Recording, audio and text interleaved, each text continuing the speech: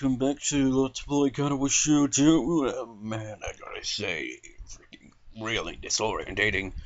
You ever have this? Because I have this somewhat often-ish, where you just wake up from freaking vivid dreams and nightmares and just like, where the, what, you know, that, what,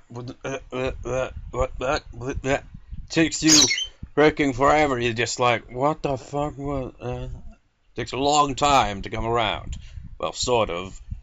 It's just like really disorientating, man. Well, anyways, hey there, Hanako. What can I do for you today? Hanako already has a lunch bag in hand. I don't have to be a detective to work out where this is going. Would you like to have lunch with us again? I brought enough for everyone. Also, you don't have to be so stiff about it, though. You know, I've recently been watching Let's Play of a game called Pathologic, and it's a ridiculously long-ass game with a lot of dialogue, and honestly, I kind of compare it to my visual novel LPs in the fact that it's so ridiculously long, text-heavy, but at the same time, like, I've been watching it freaking for 3 days now, that Let's Play, and it's still like 30-something part because like the Let's Player doesn't seem to edit out much, and kind of like all the videos are at least over 40 minutes usually, very rarely under 30 minutes, can go into 50 odd minutes to even a bit over an hour. It kind of reminds me of my videos in a way, of how ridiculously long they can be, but at the same time, not really, because, like, I kind of draw the line at, it's got to be at least 20 minutes, it can go up to an hour, but I'd prefer it to be less than an hour. So I usually, like, make it so, like, once it's approaching, like, 50 minutes or something like that, I'm usually just like, okay, edit that, and split into 2 parts or something like that. But you get the idea, maybe. But it's just like, oh yeah, the point of that is, when he reads the dialogue, because he's a bit like me, surprisingly, and he reads pretty much everything, but he reads it in a more professional way compared to me. I mean, he doesn't, like, voice act the characters, like, give them a voice or anything, he just reads it as normal, so he'd be like, awesome, you don't have to be so stiff about it, though. You know, actually, you know, using the pausing between commas and full stops and stuff like that, which I don't tend to do, because I kind of, like, rush through the dialogue a bit compared, really, don't I? But anyways, back to the plot. Right. I mean, if it was him, that would probably have, like, been like, right. A bit of a pause, because that's what it's supposed to be, but I'm just like, right. I take it we're going to the tea room. Please. Lily said she'll meet us in there. We should go ahead together. Sounds like a plan. This heat has made me pretty hungry. Hanako breathes a sigh of relief, and I gather my fingers together. As usual, the aura of the tea room is refreshing, being isolated from the rest of the world. Then again, the usual din of the school seems to be a bit subdued, slightly from laziness promoted by,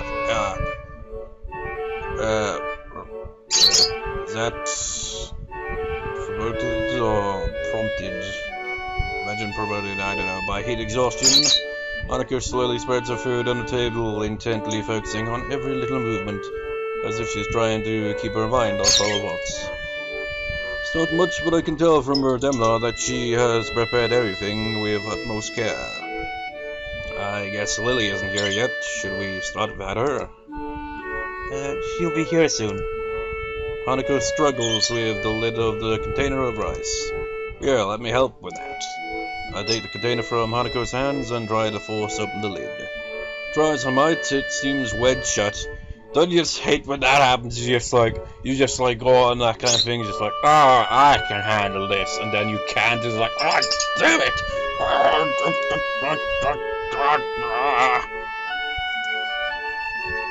Let me guess, did you put this in while the rice was still hot? Yes, I was in a rush. I put the container on the table between us. I thought so. It looks like this is wedged shut. We'll need some hot water to get it open.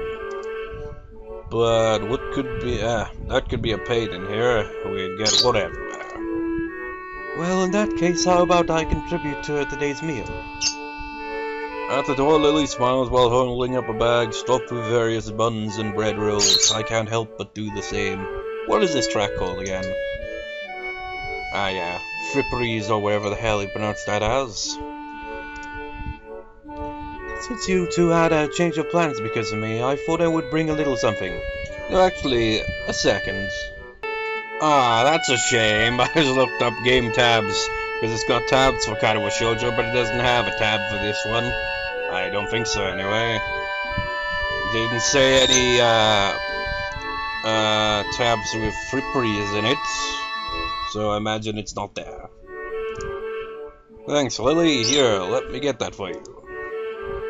With a little guidance, Lily's bread assortment joins Hanako's riceless platter. I hastily make some tea to complete the picture. Well, I'm looking forward to this. As I take a bite, I notice Hanako trying her hardest to not look like she is looking at me. It's nothing special, but then again, I can't really complain. I'm pretty lazy when it comes to cooking for myself. Oh, I know that feeling. Not bad, I guess this is made with the stuff you bought yesterday. Yes. Hanako's eyes shouted at me, begging for some kind of feedback. Well, it was clearly worth it. Thanks, Hanako. I wanted to show you this after yesterday. It's okay, I was just a little surprised at the stuff you were buying. Hanako's always like to experiment when it comes to food. I think it's good. Most of the time. While Lily's smile doesn't waver, the slight change of her tone tells me that things have not gone so well in the past. And it's not like Hanako has many people to sample her cooking. Hang on, was Lily waiting for me to go first? She didn't start eating until after I said it was alright. My god! This reminds me of Akiko. Just like, well, not really. I mean, with like Akiko's jam of death, it was more of Naiku, like, I gotta go, and Shuichi was like, none the wiser, it's like, what should doing? It's like, would you like to try this jam? And it's like, sure. Big mistake, and then he pulled then they both end up doing the same thing into Makoto at some point where he's like, we gotta leave now, sorry Makoto, you're screwed, you're gonna have the jam of death! Her cheeky grin tells me that this was a deliberate action on her part. I'll have to try and work out how to get one over her in the future to make up for this. Well, it's good, and that's all that counts, right? Right. Thoroughly satisfied at not being the first to sample Hanako's creation, begins to consume the food in front of her. Well, I suppose one thing you could do is, kind of like fake his reaction if it's bad and just be like, oh, this is good. And that would be a way, wouldn't it? Lily B. like, what the hell, man, this isn't good. I find myself staring as I watch her chopsticks gently touch the plate, their tips delicately poking and tracing to quickly ascertain the positions of the food as she dexterously picks it up. One might think she were a child playing with her food, if not for the situation, though she does it with such care and thoughtlessness that it's obvious that this is simply how she eats this kind of meal. Not wanting to miss out, I start filling up myself. Hanako takes a different approach, waiting until Lily and I have our hands clear before quickly snatching up her share. Before long, the containers are empty, save for the still shut rice container. Thank you, Hanako. That was filling. No, thank you for the bread. Yes, it would have been a disaster if not for that. You're both welcome. But now I must be getting back. It's far too easy to be late after eating here. Yeah, I see what you mean. I think we'll just clean up here and then head off. Well then, good day. Lily leaves, her cane tapping away down the quiet hallway. Hanako and I quickly pack our things and stay seated, waiting for the bell. Together we stare out the window and into the endless azure sky. If it weren't for the pealing of the bells, I would have sworn that time had stopped. The urge to sip glass rises in my gut. I should have glanced at Hanako, who shows no signs of moving either. Not just yet. The way it said that. The interval between the warning bells and the end of lunch bells passes in a blink of an eye. We really should go. People will freak out and start a search party if we skip. Hanako sighs. You're right. Slowly she rises to her feet and I follow suit. Silently we make our way up the old stairs to the 3rd floor and then to our classroom. At the door I take and open the door ahead of Hanako, bowing my head down in apology in advance. I'm sorry we're late, teacher. I'm greeted not by stern words, nor by an angered instruction to take my seat, but simply by the sounds created by 15 or so students trying not to laugh. Muto, ever tardy, has yet to arrive. However, the fact that Hanako and I have arrived together is blatantly obvious. that freaking laugh I just gave, well, holding back a laugh I just gave for her. That did not sound like the Misha voice. Make that about 14 students trying and 1 student failing. The lovers return! Yeah, thanks, you can calm down.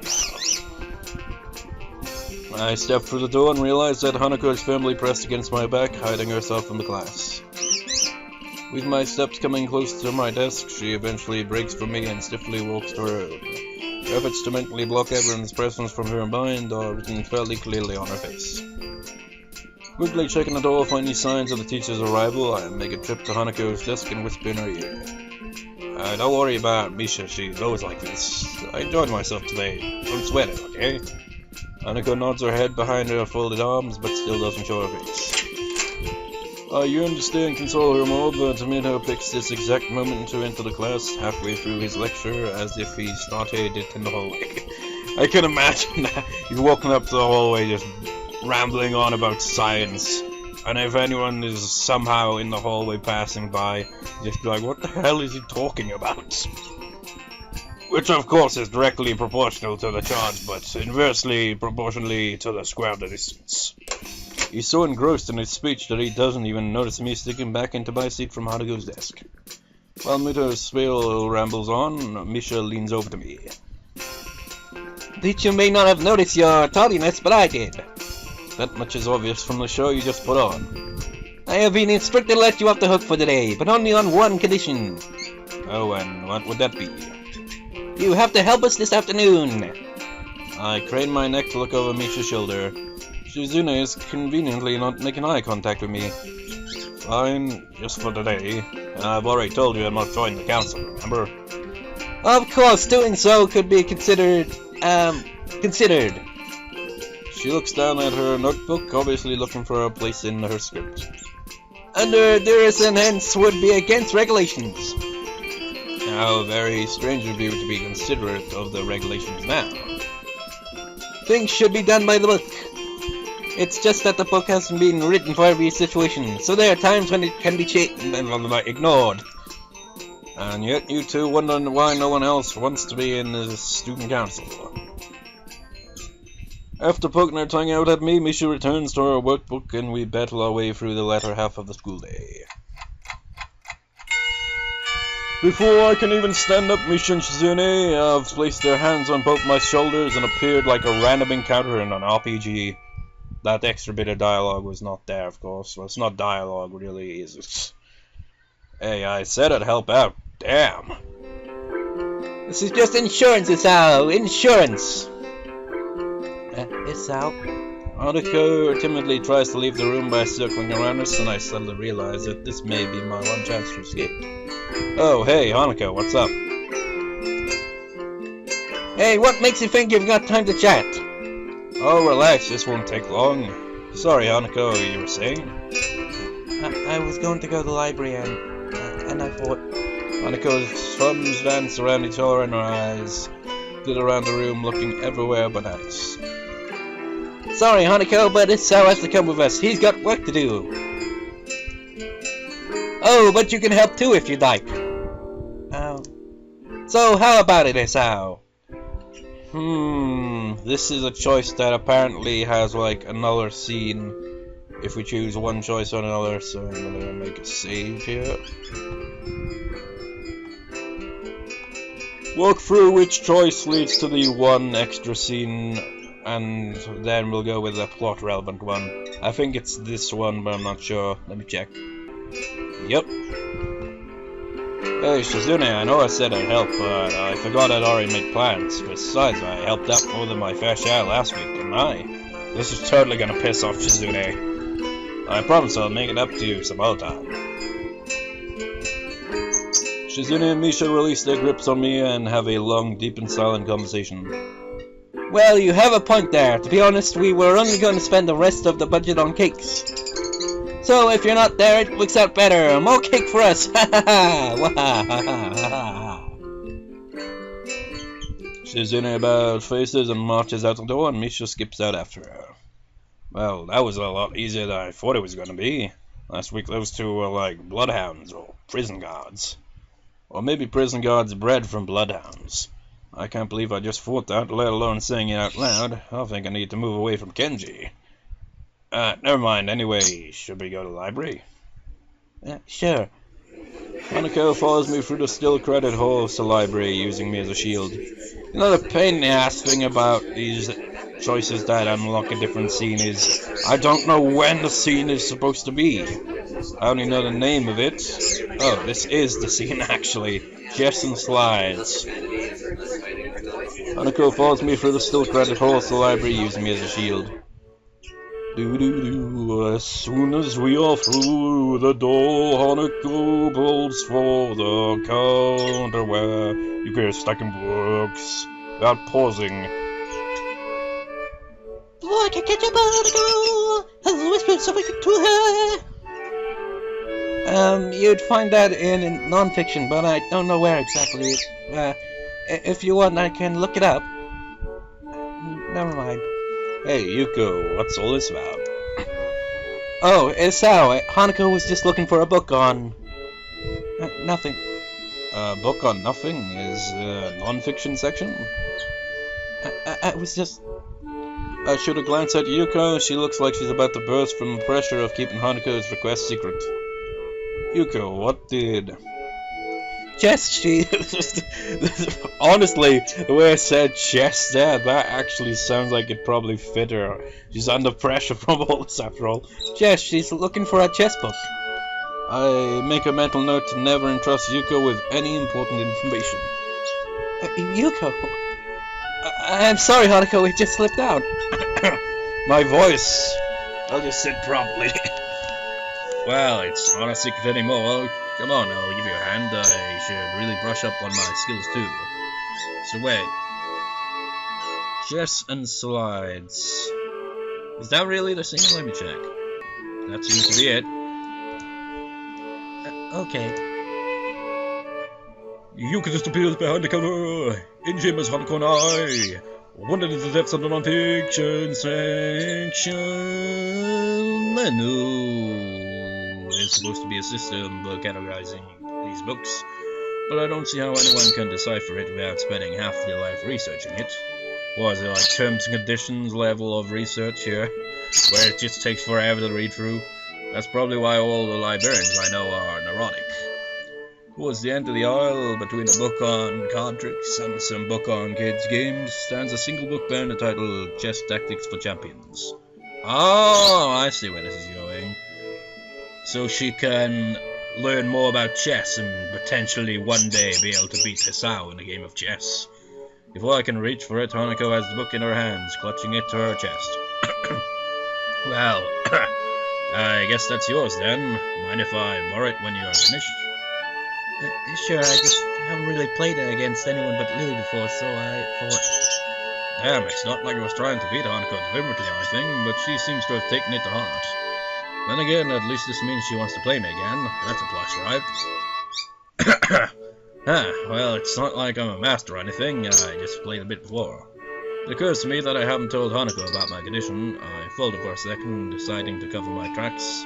That's a conversation for another day. Before I came here.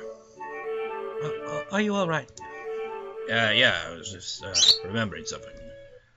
When I think about it, I shouldn't be afraid to tell Hanako about my condition.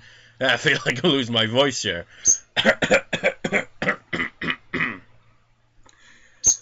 Afraid to tell Hanako about my condition and my time in the hospital. Judging by her scars, she probably spent a fair amount of time in a hospital bed. But for some reason I can't bring it up, at least not today and on our short notice. Eager to break off the conversation, I grab a random book from the shelf. It's some book on the world's fastest roller coasters. Well, it could have been a weirder book you could have picked out. Published in 1982. Well, not very up to date, but it should at least be interesting. Well, we both got books now. Should we go sit down? Hanako seems to accept my bluff, and we head to the reading nook in the back of the library. Neither of us says a word. We simply open our books and start reading. I tried to read my book, but it would seem that in 1982 roller coasters weren't nearly as large as the ones built in the decade since. Most of the ones listed are made of wood. Something about that doesn't seem safe to me. If I'm going to ride on something potentially dangerous, I want it to be made out of steel, some kind of space-age alloy that has big words like titanium and, ruthenium or whatever the hell. I quickly lose interest, and my eyes wander across the reading area to rest on Hanako. Hanako seems absorbed in her book, flicking back and forth through the pages as if confirming what she just read. You know, these books, they do not have covers. I mean, look at that. It looks like a blank textbook because it's got no cover on it. And it's probably the same exact one that she was reading last time, except it's a different book, but they didn't make like a separate CG, because honestly, that'd probably be a bit of a pain in the ass, although they could just change the color of it or something, I don't know. That would add to the CGs, wouldn't it? It's like, oh, you've got various choices that can lead to her reading different types of books. So, like, at the end of it all, you're just like, man, I've got, like, 3 out of, like, 7 CGs here on this one. What the hell? Hanako seems absorbed in her book, flicking back and forth through the pages as if confirming what she just read. I wonder if that's actually effective, or if she's just overloading herself. She unconsciously brushed her hair from her face, temporarily revealing her scar tissue. I'm still not sure about the protocol here. Is it right to ask her about her scars or her past? How long was she in the hospital? Does she still visit the doctor? These all seem like the questions that you'd ask someone who just transferred to your school, translated into the local language. But to date, no one has directly asked me any of them. Well, except Rin, but I don't think I should use her as a guide to proper social behavior. For the time being, I'll just keep my mouth shut. If someone wants you to know something, then they'll tell you. Trying to force the issue might drive Hanako back into herself. True that. Sorry to interrupt, but I have to close the library now. Already? I checked my watch somehow as I was lost in thought. Nearly 2 hours had passed. Was that Snake and Slides? Nope. I don't know why. I keep thinking it's Snake and Slides, but it's Chess and Slides. I checked my watch somehow as I was lost in thought. Nearly 2 hours had passed. Do you want to check out those books? I can do it on the way out. Please. I'm done. I'll drop this one back on the way, though it wasn't as interesting as I thought, as I first thought. Hanako marks her place with a slip of paper and stands up. The girls head to the counter and I return my book to what I think is the right shelf. Yuka scans Hanako's book with practiced precision, yet still manages to fumble it. Oh, there we go. Third time lucky. Since this is a non-fiction book, you can only have it for a week. That's okay. Yuka shuts down the library's computer and herds us out the door. I didn't think it was this late already. But you're the one that told us you had to close.